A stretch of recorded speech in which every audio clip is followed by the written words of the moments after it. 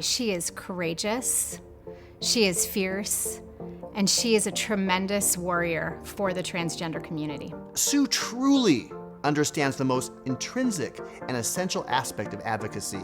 You have to show up. Joining us live, Sue Robbins. Sue Robbins. Sue Robbins. Sue Robbins, An intersex and transgender activist. She's on the Transgender Advisory Council of Equality Utah. I get asked a lot why I keep going up to the legislature, and it's very easy. We have more work to do. It is very important for transgender people to live out and authentically, because the healthiest and happiest a person can be is if they're out and authentic. 2009, we started Transgender Day of Visibility. It's when we can come out and be visible and to have what we call trans joy and to be in front of people so they can see how amazing our community can be. I remember actually meeting her, and she was so kind, so warm-hearted, and so smart.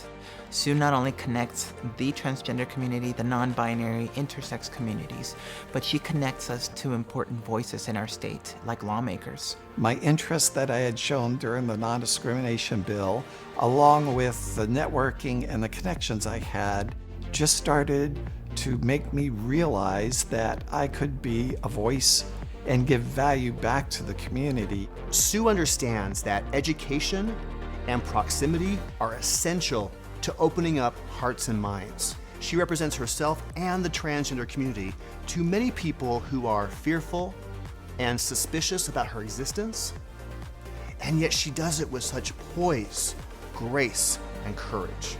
The most difficult experience for me on the Capitol was probably this last year. We are less than 24 hours away from a vote to an override of the governor's veto of a transgender sports bill. It felt like that I was speaking and then not being heard. The bill took multiple shapes to where it became a ban on the very last night. Hearing Senator Thatcher speak out against the ban on that final night was very touching. We also harm the trans community. I don't know that any amount of money is worth that. The past 5 years as a suicide prevention advocate, I have come to absolutely love those people. And I can't tell you that things like this hurt them. We've seen, in particular, when our youth meet with their legislatures, it impacts them strongly.